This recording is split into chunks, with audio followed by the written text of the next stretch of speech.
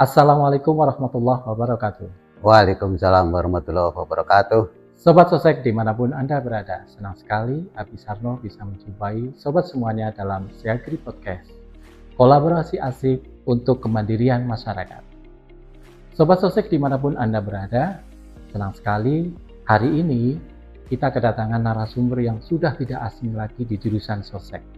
Ya, beliau Dr. Insinyur Suyono MS, asli putra daerah dari Kabupaten Banyumas.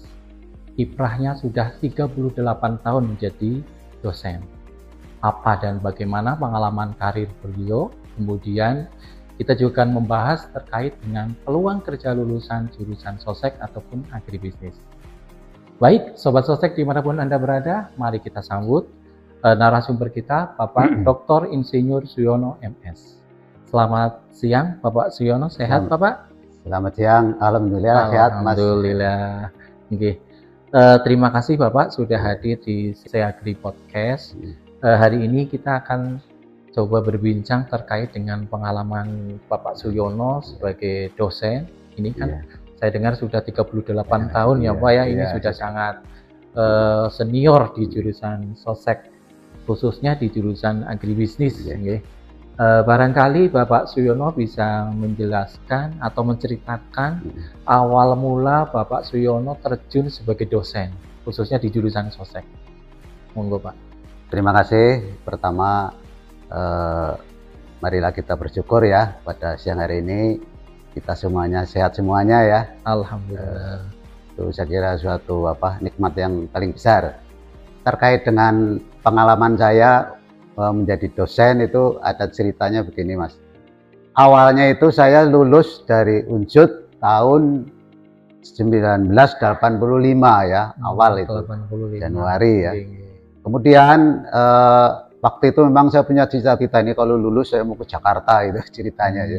Jadi sempat ke Jakarta dan kebetulan tidak terlalu lama lah, mungkin 2-3 bulan. Waktu itu saya mendapatkan kerjaan yang pertama di PT Pertani ya. Perum PT Pertani BUMN ya. Jadi waktu itu saya tidak terlalu lama, kemudian bekerja di kantor pusat di dekat Taman Makam Pahlawan ya di Jakarta Kalibata. Kemudian mengikuti pelatihan di Bogor. Itu sekitar 2 minggu. Kemudian waktu itu terus bekerja di Jakarta tapi tidak lama. Jadi semua pegawai baru yang mengikuti pelatihan disebar ke seluruh Indonesia Mas. Nah kebetulan saya mendapatkannya di Lampung, di Kanwil ya, kantor wilayah PT Pertani Lampung di Tanjung Karang. Kemudian di sana saya sekitar ya 1 tahunan lah. Kemudian sebelum ke Lampung itu ceritanya saya sudah pernah tes di Unsud Mas. Ikut tes, kemudian saya sebetulnya sudah ini kalau diterima di Unsud saya tidak diberitahu juga tidak apa-apa ya. Cuma karena orang tua saya kepinginnya anaknya jadi PNS ya. Jadi malah orang tua saya nyusul ke saya ke Lampung, kemudian saya suruh ya pulang dulu lah sebentar itu. Terus begitu saya pulang ke Unsud, saya menemui Pak Dekan ya waktu itu Bapak Insinyur Suswoyo ya. Saya menemui beliau, kalau boleh saya cari pengalaman dulu lah di PT Pertani 1 tahun lagi itu. Tapi ternyata tidak boleh Mas. Jadi, wah ini sudah turun SK-nya, tidak boleh, kamu harus milih gitu. Waktu itu saya milihnya di Unsud ya, karena pertimbangannya yang pertama, kalau di PT Pertani itu hampir pasti sekitar 5 tahun harus pindah antar provinsi. Waktu itu saya masih sendirian ya. Tapi saya udah kebayang nih kalau punya istri, punya anak harus pindah-pindah antar provinsi kan, waduh kayaknya repot itu. Itu pertama. Kedua saya juga pokoknya ingin nambah ilmu itu Mas. Saya ingin nambah ilmu, pokoknya ya kepingin kuliah gitu. Jadi saya pindah ke Unsud, alhamdulillah ya. Terus tidak lama kemudian kita sekolah S2, kemudian cukup lama kemudian S3 sampai sekarang ini. Mungkin sementara itu Mas. Waduh, Sobat Sosek, dari pengalaman Pak Suyono tadi luar biasa ya. ternyata doa orang tua ya Pak ya, doa Iya. orang tua yang menginginkan putranya menjadi seorang PNS dan akhirnya menjadi PNS ya Pak ya, Kenyataan ya. sebagai dosen di Fakultas Iya. Pertanian. Mungkin boleh tahu Pak, itu tahun berapa nih Pak? Nah, saya Menjadi dosen. oh ya. Iya. Saya masuk dosen itu SK-nya 1 Januari 1986. 86. Tapi masuk realnya itu sebetulnya 1 April lah, April itu ya. Jadi mungkin karena SK-nya kan mungkin nunggu dari Jakarta lama ya, jadi saya belum dipanggil. Iya. Panggilnya April, tapi ternyata setelah mendapatkan SK itu SK-nya per 1 Januari 1986. Oh iya.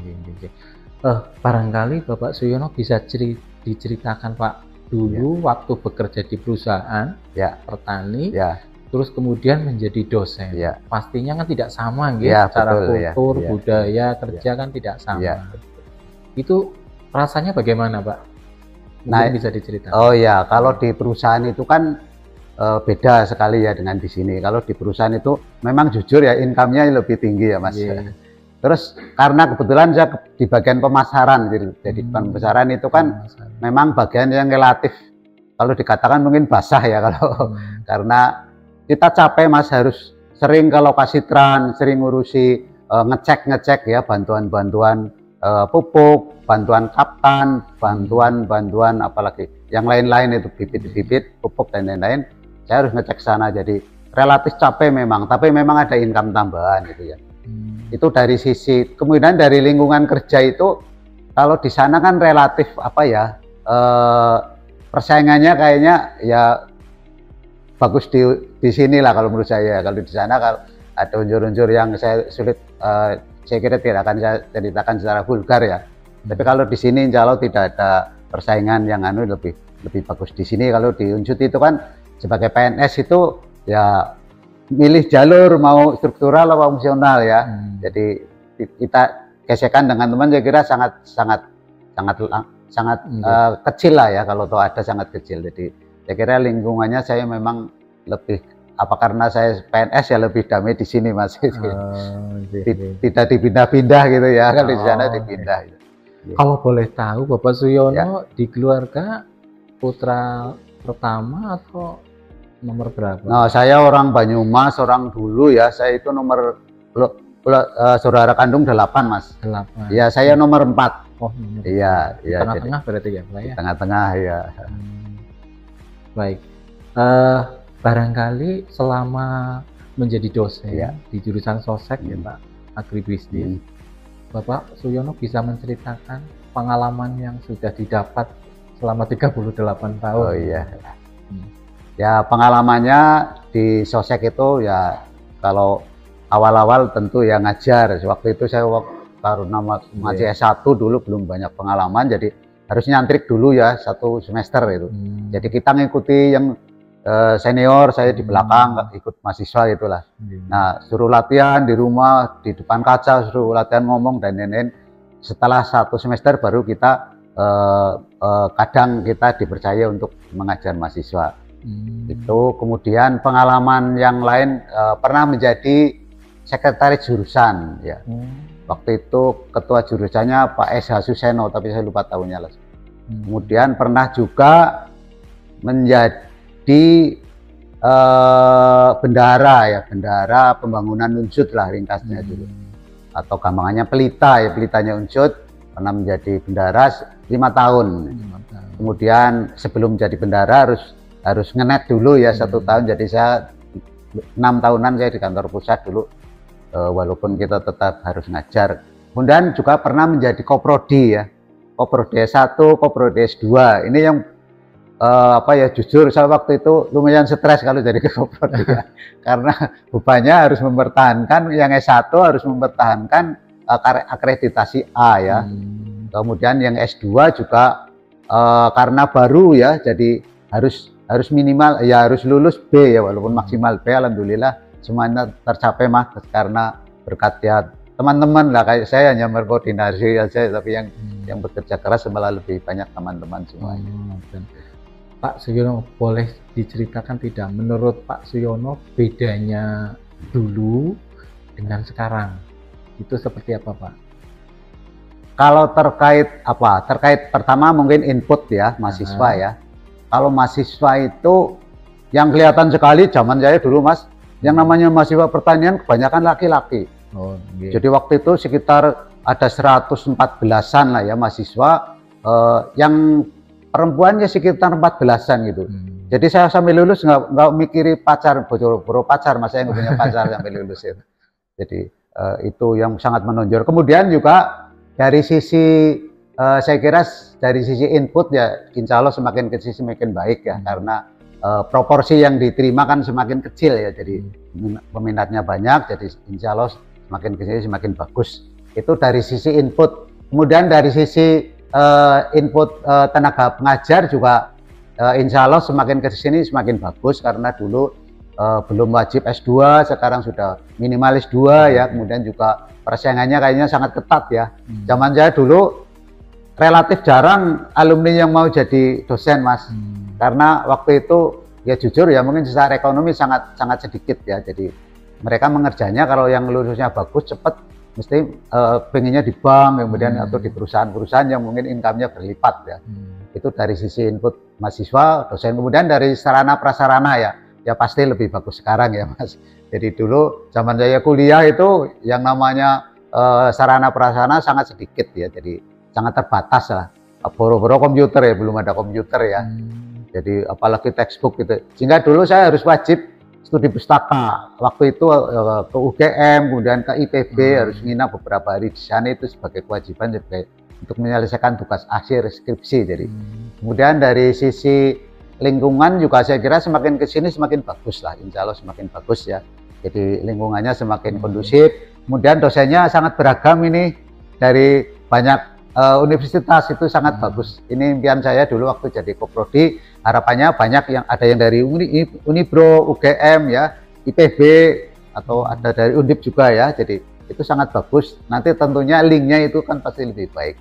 Itu dari sisi proses saya kira juga semakin bagus lah, karena itu dibangun oleh UNSUD secara umum ya. Kalau dulu kan masih pakai OHP ya Pak, ya, kalau betul. sekarang sudah pakai proyektor. Ya. Dulu saya juga masih mengalami itu Pak, pakai OHP. Itu menurut Pak Suyono gimana Pak? Kalau sekarang kan eranya sudah semakin canggih ya, serba digital, serba online. Nah, Pak Suyono kan senior nih, kalau di jurusan sosial itu sangat senior. Menghadapi seperti itu, apa yang harus disiapkan gitu? Oh ya, kalau dulu sudah punya OHP itu plastik yang ada tulisan udah ayam sekali ya. Ya jujur dulu ya dipakai beberapa tahun ya, tidak diupdate. Lah kalau sekarang karena memang ilmu berkembang sangat cepat ya, terutama apalagi ilmu sosek, jadi memang mau tidak mau itu sebagai seorang dosen itu harus mengikuti perkembangan terkini lah. Jadi memang, dan tidak mungkin apa ya, istilahnya tidak mungkin tidak harus mengikuti teknologi ya. Jadi ini yang muda-muda terutama ya, itu kalau Anda ingin sukses ya jangan sampai ketinggalan teknologi, harus mengikuti terus ya. Apapun profesinya sebetulnya ya, baik yang sudah alumni di luar Jawa, mungkin di Jawa, di perusahaan, itu teknologi jangan ketinggalan ya. Selain kreativitas tentunya ya Mas, itu juga ya. Sobat Sosek dimanapun Anda berada, Habib Sarno pengen cerita nih. Dulu Habib Sarno juga pernah menjadi mahasiswa yang diajar sama Bapak Suyono. Saya masih ingat betul dulu waktu D3 agribisnis, mata kuliah perencanaan bisnis pertanian. Nah, saya pernah diajak Pak Suyono langsung turun ke lapangan. Nggak tahu waktu itu, pokoknya diajak aja ke lapangan, terus di situ kami ke kelompok tani, kalau nggak salah itu di daerah Kali Kajar, Purbalingga, di mana di situ ada sentra duku Kali Kajar yang sangat terkenal itu. Nah, ternyata di sana saya diajari secara langsung sama Pak Suyono untuk nebas duku Kali Kajar. Modalnya dipinjemi sama Pak Suyono, kemudian saya putar otak 3 hari, ternyata alhamdulillah nggak sampai 3 hari duku itu sudah saya jual dan saya kembalikan modalnya ke Pak Suyono lagi. Ini pernah, masih ingat tidak Pak? Dulu seperti itu, saya masih ingat betul Pak. Kalau Pak ingat Pak Suyono, saya ingat zaman-zaman waktu itu seperti itu. Nah, saya cuma kepengin tanya Pak, kalau dulu mungkin belum kesampaian untuk bertanya. Ya. Dan alhamdulillah Allah mempertemukan nih Pak, mempertemukan saya dengan Pak Suyono. Waktu itu Pak Suyono mengajarkan seperti itu ke mahasiswa, itu pasti ada tujuannya Pak. Iya. Barangkali boleh diceritakan Pak. Ya. Terima kasih. Yang namanya saya kebetulan SK-nya kan dari awal jadi dosen itu tata niaga hasil pertanian ya. Jadi saya jujur waktu itu dosen baru juga mencoba mempraktekkan Mas, karena kayaknya malu ya kalau saya tidak pernah melakukan kok terus bicara di depan kelas. Jadi memang beberapa hal pernah saya lakukan, termasuk waktu mahasiswa Mas. Saya juga pernah dulu waktu untuk membayar SPP itu pernah nyimpan gabah kering lumbung ya. Waktu itu nyimpan 2-3 kuintal itu sudah cukup untuk bayar SPP. Waktu itu SPP-nya Rp18.000. Jadi sehingga waktu saya dosen pun ya beberapa kali kegiatan ya, termasuk nebas jeruk siem ya pernah saya laksanakan berdua dengan teman saya, tidak sendiri. Karena itu Mas, dan ternyata yang namanya orang bisnis ya itu sangat sangat mendorong kita untuk hidupnya itu sangat semangat gitu Mas. Karena udah bangun gasik ya, besok udah merencanakan besok harus ngantar jeruk ke sini, ada ke warung makan, kemudian ke kafe ya, kemudian harus tepat waktu ya, jadi harus semangat. Nah kebetulan Mas, ini cerita yang ini ya, saya itu pernah ngirimin jeruk ke rumah makan Bu Rasem itu, ingat di dekat di Kebon Dalem dulu. Itu senangnya kalau ngirim yang kedua saya dapat uang Mas. Kiriman pertama sudah laku, saya dapat uang. Kemudian ada yang lebih menyenangkan lagi, apa itu? Saya diberi makan sarapan gratis itu sih. Jadi saya tularkan ke mahasiswa, karena kalau tata niaga atau pemasaran sekarang lebih kalau nggak praktek itu bohong kalau menurut saya. Harus praktek, karena banyak hal yang tidak mungkin diperoleh di kelas, harus dilaksanakan. Bagaimana kita menawarkan barang, bagaimana kita bertemu dengan orang agar mereka mau membeli barang kita dan lain-lain. Jadi banyak sekali hal yang tidak mungkin diperoleh di kelas. Jadi saya mencoba, apalagi di 3 ya, itu harus 70% praktek ya. Jadi banyak sekali hal yang harus dilakukan oleh mahasiswa di lapangan Mas. Ini terima kasih sekali loh Mas Suyono. Saya jadi tahu ini setelah berapa puluh tahun baru tahu ternyata memang tujuannya Pak Suyono mendidik mahasiswa itu terjun ke lapangan secara langsung itu memang sangat luar biasa ya. Karena kalau hanya teori saja, mata kuliah teori saja di kelas itu tidak cukup ya, apalagi kalau basicnya memang harus banyak praktek ataupun vokasi. Baik Bapak Suyono, barangkali ini kan jurusan sosial ekonomi pertanian atau dikenal dengan agribisnis ya. Berdasarkan pengalaman Pak Suyono selama karir 38 tahun menjadi dosen agribisnis, mungkin Pak Suyono bisa menceritakan sebetulnya peluang kerja bagi para lulusan agribisnis itu seperti apa Pak? Menurut Pak Suyono? Kalau menurut saya peluang kerja bagi alumni agribisnis itu sangat luas dan luas sekali ya. Baik sebagai katakanlah, yang pertama sebetulnya harapan kami juga mereka setelah lulus itu sudah jangan tergantung orang lain kalau bisa ya. Jadi dilatih banyak hal di kampus ya. Setelah lulus jangan sampai, saya selalu pesan gini Mas, kalau sudah lulus kamu jangan menyusahkan orang tua. Kamu malah hanya di rumah, tidak banyak aktivitas, tapi kerjakanlah apa yang kamu kerjakan, dan harapannya terutama bisa memanfaatkan keahlian bisnis di bidang pertanian dalam arti luas Mas.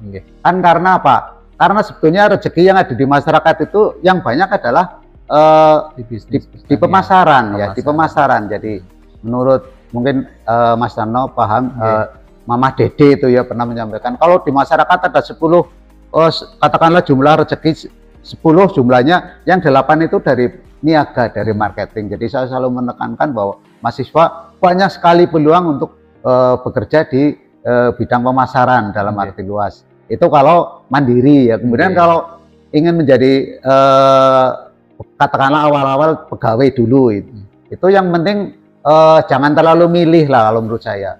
Jadi saya salut Mas, ada bimbingan saya itu perempuan anak satu-satunya tunggal, begitu lulus berani kerja di perusahaan di Kalimantan Tengah, itu luar biasa itu. Jadi sangat salut ya. Artinya eh, tidak gentar itu perempuan kerja di perusahaan kan tentunya di tengah, kalau perusahaan kan di tengah hutan ya, mungkin sinyal juga sangat sulit, tapi mereka mau melakukan itu di perusahaan itu saya kira peluangnya banyak sekali kalau mau di luar Jawa ya. Hanya kadang-kadang sementara alumni kita kan ke Sumatera saja, waduh jauh gitu. Padahal saya waktu itu 85 awal saya sudah 85 akhir maaf 85 akhir saya sudah ke Lampung ya, saya kira nggak masalah gitu. Apalagi sekarang ya ada pesawat ya, itu saya kira kalau ada uang nggak ada yang jauh mas. Itu kemudian peluang banyak juga yang bekerja di bank ya. Jadi di bank ya, jadi itu banyak sekali alumni kita di bank. Saya kalau ngurus banyak hal di bank, seringnya ketemu mahasiswa alumni agribisnis gitu ya. Kemudian juga di penyuluh ya, di Pemda banyak penyuluh, di dinas itu mas juga banyak ya. Kemudian di perusahaan-perusahaan agribisnis dalam arti luas itu juga di bagian hulunya, di bagian on farmnya, di bagian hilirnya ya, baik di perusahaan. Ini kemarin ada alumni bimbingan saya bekerja di perusahaan-perusahaan agroindustri di Jakarta itu. Itu saya sangat bangga ya, mereka masih memberitahu ke saya sudah bekerja di Jakarta di perusahaan yang bonafit. Mereka kebetulan bagian di pemasaran ya, dan alhamdulillah sangat sukses di sana itu. Sampai-sampai mau lebaran ya, ini nggak munafik ya, memberitahu ke saya, kemudian ya ada sesuatu lah, ada rasa terima kasih dibimbing saya itu. Saya senangnya ya, mungkin dari materi ya alhamdulillah, tapi saya senang dia masih ingat ke saya mas, bekerja sukses di perusahaan yang mengolah produk-produk pertanian menjadi produk-produk sekunder, tersier dan selanjutnya di Jakarta itu alhamdulillah. Jadi alhamdulillah ya Pak ya, kalau melihat mahasiswa yang dibimbing dididik suatu hari sukses, kayaknya ada kebanggaan tersendiri gitu, yang tidak bisa dibayar dengan apapun. Bapak Suyono, ini kan banyak sekali opini masyarakat ya Pak yang mengatakan seperti ini. Ngapain kuliah di pertanian? Wong mau nyangkul aja kok harus kuliah. Itu Pak, itu nggak perlu kuliah, ternyata bisa sukses, bisa nyangkul, bisa nanam ini nanam itu. Belum tentu dengan kamu yang kalau kuliah seperti ini. Nah, ini menurut Pak Suyono kalau ada opini masyarakat seperti itu bagaimana Pak? Ya sebetulnya itu sementara orang memang berpikiran seperti itu ya, karena mereka kan hanya taunya pertanian dalam arti sempit mungkin ya, hanya nyangkul, hanya nanam gitu ya. Mungkin hanya nanam, nyangkul, belajar di YouTube ya bolehlah seperti itu. Tapi itu kan sangat terbatas ya, artinya ya tetap saja manfaat kuliah itu menurut saya sangat besar, karena di sini kan selain pengetahuan, skill, juga motivasi ya untuk menjadi orang sukses itu didapatkan di sini ya. Jadi saya kira sampai kapanpun saya kira untuk kuliah itu menurut saya penting. Jadi prodi kita ya kalau menurut saya selamanya masih dibutuhkan banyak orang mas. Yes, ya. Berarti selama masih ada pertanian, orang butuh makan, pertanian itu akan selalu ada gitu ya Pak ya? Iya, karena seperti itu. Iya, karena pertanian kan juga selalu berkembang ya, artinya tidak statis ya. Siap. Bapak Suyono, boleh tahu tidak Pak, dulu barangkali ini nanti bisa memotivasi sobat sosek dimanapun berada. Waktu masa mudanya Pak Suyono ini ya, apa sih yang masih diingat sampai sekarang, pesan dari orang tua Pak Suyono yang masih diingat sampai sekarang Pak? Oh ya, jadi orang tua saya kebetulan orang desa ya, orang desa ya, PNS rendah tapi juga nyambi bertani. Itu memang dia selalu menekankan untuk selalu menambah ilmu itu mas. Jadi orang tua saya orang kampung tapi sudah dari awal tidak akan mewarisi harta katakanlah, tapi akan berusaha keras ilmu untuk anak-anaknya pada kuliah gitu mas. Jadi itu saya kira sampai sekarang saya kira masih relevan ya mas. Jadi mewarisi ke anak itu jangan harta, itu kan tidak ini ya, tidak langgeng ya. Kalau bisa ya ilmu setinggi mungkin gitu. Dan sekarang diterapkan ke putra-putrinya Pak Suyono ya? Iya, ya, anak-anak saya juga harus selalu meningkatkan ilmu lah, karena itu saya kira sangat penting ya. Siap. Barangkali ada pesan khusus yang bisa disampaikan untuk para dosen dan mahasiswa khususnya Pak Suyono? Oh ya, jadi pertama untuk para mahasiswa ya, jadi insya Allah Anda termasuk generasi muda yang saya kira tidak salah lah, artinya tepat lah untuk masuk agribisnis, karena kita kan memang negara agraris ya. Jadi kalau pertaniannya tidak maju ya kita malu lah ya. Dan tidak bisa ditawar, harus meningkat, harus maju pertanian kita ya. Artinya apa? Jangan pertanian tradisional ya, harus mengikuti perkembangan ya, teknologi dari banyak hal ya bibitnya ya, pengelolaannya ya, dan teknologinya dan lain-lain. Jadi harus ditingkatkan terus itu ya. Jadi itu kemudian untuk para dosen yang masih junior ya, saya kira juga saya sangat senang Anda katakanlah sangat tanggap terhadap teknologi ya. Itu yang memang salah satu poin penting untuk meningkatkan prodi kita. Jadi silakan bekerja keras di prodi kita ya. Saya sebagai yang sebentar lagi pensiun nanti akan sangat senang kalau prodi kita semakin bagus gitu ya Mas. Jadi bekerja keras ya, dan ya hanya pesan saya memang gini Mas. Pesan saya ke anak yang dosen Indonesia yang masih junior itu, yang pertama apa? Memang karir ya nomor satu katakanlah ya. Tapi Anda urusan putra juga yang utama gitu. Jadi keluarga, iya, kemudian juga kesehatan itu ya. Itu 3 jangan sampai artinya jangan sampai lupa itu ya, karena Anda misalnya sukses di karir tapi putranya tidak mengikuti kesuksesannya, nanti Anda juga akan menyesal di belakang ya. Oh, jadi harus seimbang. Iya, jadi harus seimbang. Dan ini mohon maaf ya, ini ada informasi yang kira penting juga. Yang seangkatan dengan saya kan banyak yang usia 65 belum ada sudah bermasalah kesehatan Mas.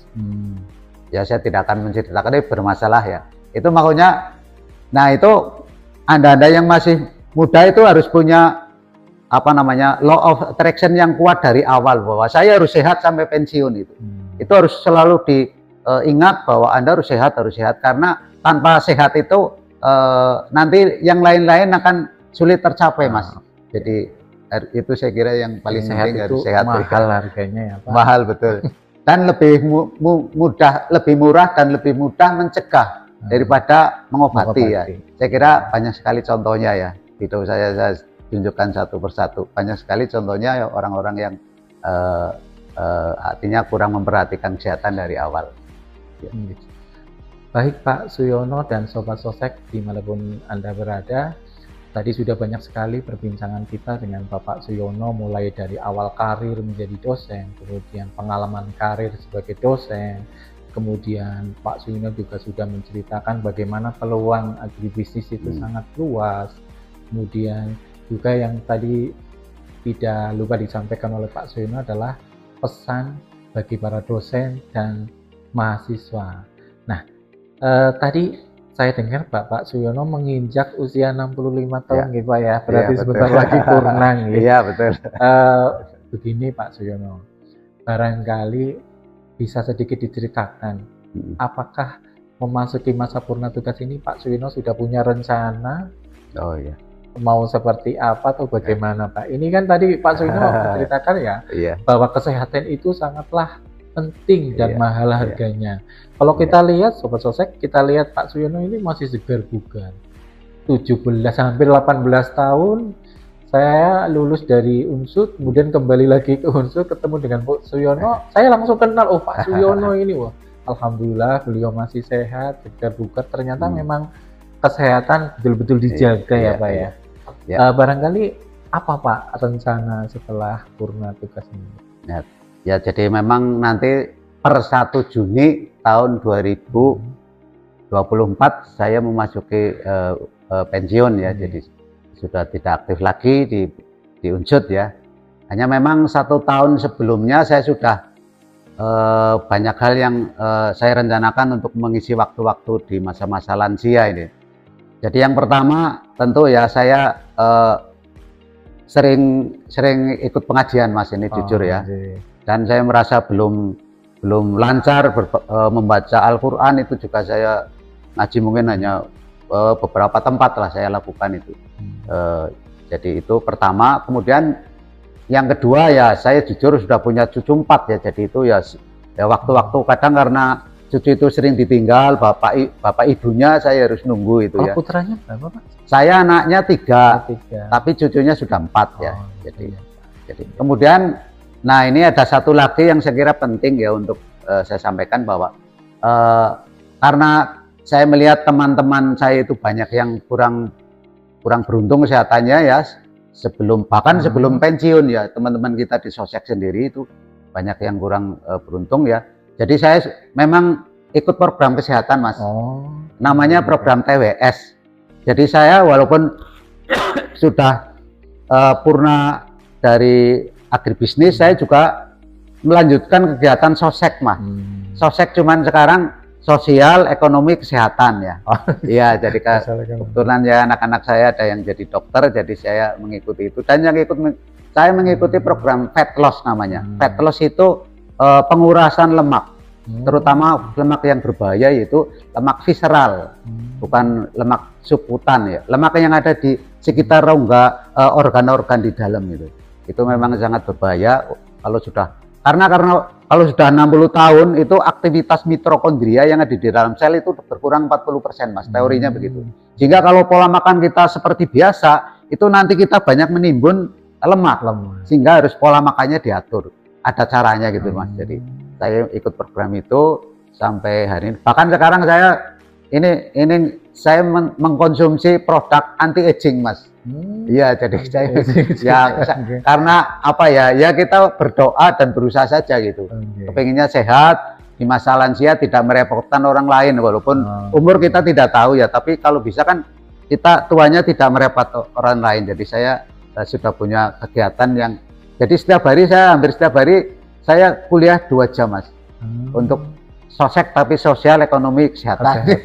Jadi saya nggak ngelangut insya Allah masa-masa Waduh, Sobat Sosek dimanapun Anda berada, aduh tadi dari ceritanya Bapak Suyono kita dapat banyak sekali pelajaran berharga ya, bagaimana menjaga kesehatan di masa tua. Jadi kita yang masih muda saat ini wajib hukumnya untuk menjaga kesehatan, karena jangan sampai menyesal nanti di hari tua kita, di masa lansia kita malah kita bermasalah dengan kesehatan. Tadi program-program yang dijalani Pak Suyono, Sosek ya, sosial, ekonomi, kesehatan. Nah, ini barangkali memotivasi kita semua bahwa kesehatan itu sangatlah penting. Jadi Pak Suyono selamat memasuki purna tugas nih Pak. Mudah-mudahan selalu diberikan panjang umur, kesehatan, sehat selalu, murah rezekinya ya Pak ya. Dan sahabat Sosek dimanapun Anda berada, demikian barangkali perbincangan kita dengan Bapak Dr. Insinyur Suyono MS, salah satu dosen senior di jurusan Sosek yang insya Allah 1 bulan lagi memasuki masa purna tugas, dan kita berdoa bersama mudah-mudahan beliau selalu diberikan umur panjang, rezeki yang melimpah, dan bahagia dengan keluarganya. Dan mudah-mudahan apa yang sudah disampaikan oleh Bapak Suyono tadi bermanfaat bagi kita semua, khususnya para generasi muda, mahasiswa ataupun dosen dan sivitas akademika. Barangkali perbincangan dengan Bapak Suyono yang tadi sudah kita laksanakan, ada beberapa hal yang bisa saya simpulkan, bahwa menuntut ilmu itu penting ya. Mau bagaimanapun situasi, kondisi apapun keluarga kita, bahwa menuntut ilmu adalah penting. Apalagi ilmu yang bermanfaat itu adalah kekal ya Pak ya.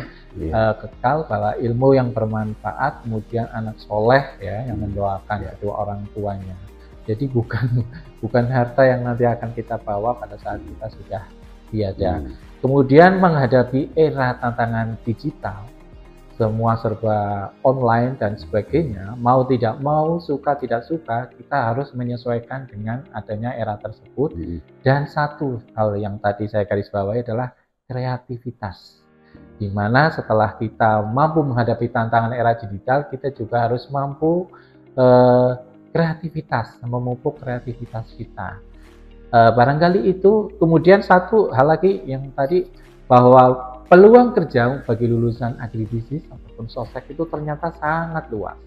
Jadi sobat sostek dimanapun Anda berada, jangan sekali-kali berpikir sempit ya, bahwa dunia ini sempit. Bukan.